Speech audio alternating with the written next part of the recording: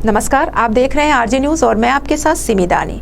मुख्यमंत्री भूपेश बघेल कल हिमाचल दौरे से रायपुर पहुंचे और रायपुर पहुंचते ही हमेशा की तरह पत्रकारों के सवालों का जवाब दिया और साथ ही साथ पत्रकारों को कुछ नसीहत भी दी कि जो भी सवाल पूछें पहले उसकी तह तक जाएं, उसके बारे में पूरी जानकारी हासिल करें, उसके बाद ही पूछें।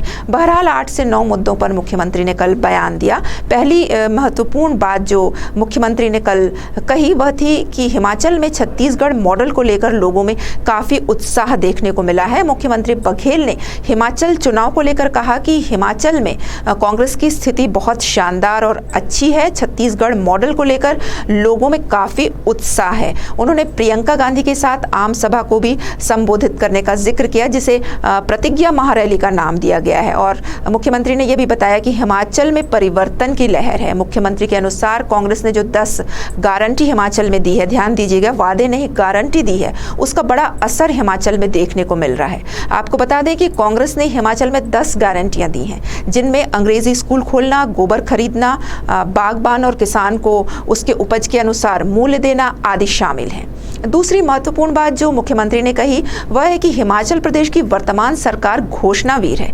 उन्होंने सिर्फ घोषणाएं की हैं, वादे किए हैं, उन्हें अमल नहीं किया है। जनता को सिर्फ छला है। 69 राष्ट्रीय राजमार्ग, मुख्यमंत्री के गृह जिले मंडी में एयरपोर्ट, किसानों की आय दुगने करने की जो बात बीजेपी सरकार ने की थी उसमें से एक को भी वह पूरा नहीं कर पाई है। किसानों की आय दुगनी तो नहीं हुई बल्कि खर्च दुगना हो गया है और जितने भी सेब उत्पादक किसान हैं उनका भविष्य उद्योगपतियों के हाथों में सौंप दिया गया है। इसके बाद तीसरा महत्वपूर्ण मुद्दा जो मुख्यमंत्री ने जिस पर बयान दिया वह था कि हिमाचल में ओपीएस लागू करने का, यानी कि पुरानी पेंशन योजना की बहाली का। वहां पर राज्य सरकार के कर्मचारी अधिकारी ओपीएस की मांग कर रहे हैं और उस मामले में बीजेपी मौन है, लेकिन कांग्रेस वहां पर ओपीएस लागू करेगी। आपको बता दें कि ओपीएस की घोषणा करने वाला छत्तीसगढ़ पहला राज्य बना था। छत्तीसगढ़ के मुख्यमंत्री भूपेश बघेल ने इसी साल मार्च में अपने बजट भाषण में पुरानी पेंशन बहाल करने की घोषणा की थी। उसके बाद झारखंड और राजस्थान ने भी पुरानी पेंशन स्कीम पर लौटने का ऐलान किया था। यानी सीएम ने स्पष्ट शब्दों में कहा कि हिमाचल की जनता अब परिवर्तन चाहती है।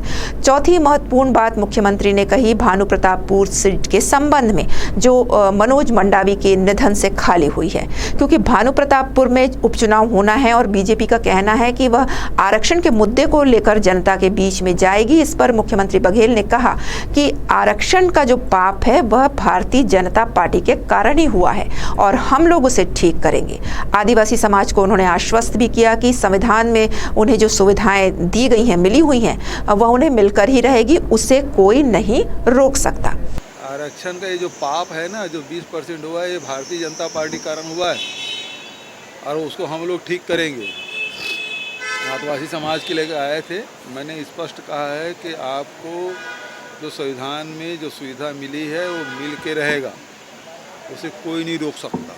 ये बात मैंने कह दी।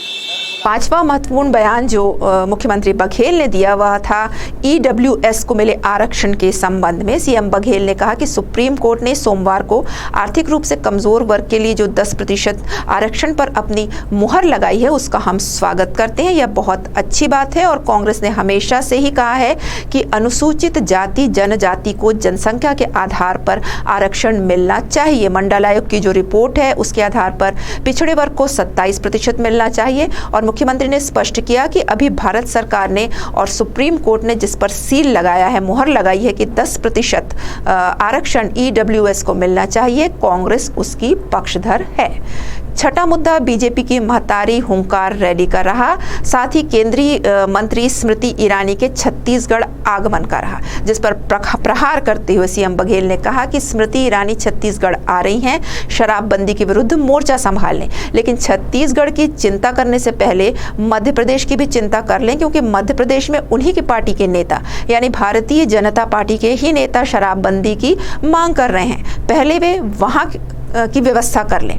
सबसे बड़ी बात यह है, जो मुख्यमंत्री कहते हैं कि सबसे बड़ी बात यह है कि शराब के साथ साथ जो अन्य सूखा नशा जिसकी सप्लाई मुंद्रा पोर्ट से हो रही है, पूरे देश में फैल रही है, उस पर स्मृति ईरानी को पहले कार्रवाई करनी चाहिए। इसके साथ ही स्मृति ईरानी के छत्तीसगढ़ दौरे पर उन्होंने कुशल राजनीतिज्ञ की भांति पहले स्वागत किया और साथ ही कटाक्ष भी किया कि पूरा मंत्रिमंडल वैसे भी यहाँ से घूमकर चला गया है, अब स्मृति ईरानी भी आ जाए, आंदोलन कर लें, हम उनका स्वागत करते हैं।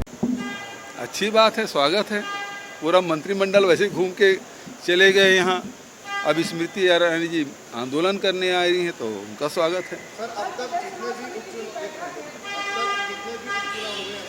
मध्य प्रदेश में उन्हीं के नेता मांग कर रहे हैं, वहाँ वो ठीक कर ले।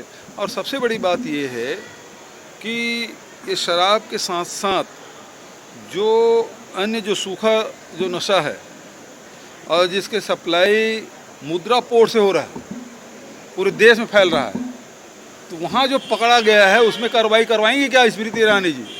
मुद्रा पोर्ट में जो पकड़ा गया हजारों करोड़ रुपया का जो नशा सामग्री पकड़ा गया, उसको उसमें क्या कार्रवाई कर रही हैं स्मृति ईरानी जी को बताना चाहिए। 7वां बयान मुख्यमंत्री बघेल ने भानु प्रतापपुर उपचुनाव पर दिया और जहां तक जितने उपचुनाव हुए हैं बीजेपी दावा करती है कि उसमें वह जीत हासिल करती है। इस पर सीएम भूपेश बघेल ने कल कहा कि भानु प्रतापपुर की जनता का हमें आशीर्वाद है और हमें पूरा विश्वास है। इससे पहले भी दंतेवाड़ा भारतीय जनता पार्टी की सीट थी जो हमने छीनी, मरवाही और खैरागढ़ जोगी कांग्रेस की सीट थी जिसे हमने हासिल की और यह सीट भी हम जीतेंगे, ऐसा हमें पूरा विश्वास है। देखो, भानु प्रतापपुर की जनता हमें आशीर्वाद देगी, हमें पूरा विश्वास है। इसके पहले आपने देखा होगा कि दंतेवाड़ा भारतीय जनता पार्टी की सीट थी, उसको हमने छीना। मरवाही और खैरागढ़ जोगी कांग्रेस की सीट थी, उसे हमने हासिल किया है। तो ये सीट भी हम जीतेंगे, ये विश्वास है। उनका 8वां बयान आया दिल्ली में हो रहे प्रदूषण के संबंध में। सीएम बघेल ने कहा कि आज प्रदूषण के लिए केवल पंजाब के, यूपी और हरियाणा के किसान जो कि पराली जला रहे हैं उनको दोषी ठहराना अनुचित है, गलत है। प्रदूषण के बहुत सारे कारण हैं, जिसमें औद्योगिक प्रदूषण, गाड़ियों से प्रदूषण, पराली जलाने से प्रदूषण, सबको सभी दिशा में काम करने की आवश्यकता है। और दिल्ली में जितने उद्योग हैं और जो प्रदूषण फैला रहे हैं, उस उद्योग के खिलाफ दिल्ली सरकार को कार्रवाई करनी चाहिए। मान लीजिए पराली जलाने से 14% प्रदूषण बढ़ रहा है, तो इसका मतलब है कि 86% प्रदूषण दूसरे कारणों से बढ़ रहा है। तो वह 86% जो बढ़ रहा है उसे रोकने के लिए केंद्र सरकार और दिल्ली सरकार को कदम उठाना चाहिए। आपको प्रदूषण फैलाने वाले अन्य कारणों पर भी ध्यान देना होगा और कार्रवाई करनी होगी। देखिए, आज प्रदूषण के लिए केवल पंजाब के किसानों को जो पराली जला रहे हैं उसको दोष ठहरा रहे हैं, या यूपी में या हरियाणा में जो जला रहे हैं उसको दोष ठहरा रहे हैं। केवल यही एक कारण नहीं है जिसमें प्रदूषण हो रहा है। प्रदूषण के बहुत सारे कारण हैं, जिसमें औद्योगिक प्रदूषण है, जो व्हीकल है उसके प्रदूषण हैं, पराली जलाने से प्रदूषण है। तो ये सबको सभी दिशा में काम करने की आवश्यकता है। दिल्ली में जितने उद्योग हैं और जो प्रदूषण फैला रहे हैं, उस उद्योग के खिलाफ दिल्ली सरकार क्या कार्रवाई कर रही है कि सबसे ज़्यादा मान लो पराली जलाने से 14% बढ़ रहा है, ये कहते हैं। तो इसका मतलब ये है कि 86% दूसरे कारणों से बढ़ रहा है। तो 86% जो बढ़ रहा है उसको रोकने के लिए केंद्र सरकार और राज्य सरकार क्या कदम उठा रही है, महत्वपूर्ण विषय ये है। वो लाइट ऑन व्हीकल ऑफ, इससे कुछ नहीं होगा। मतलब ये है कि मूंछ मुड़ने से लाश हल्का नहीं होगा। आपको अन्य कारणों पर भी आपको ध्यान देना होगा, उसमें कार्रवाई करनी होगी।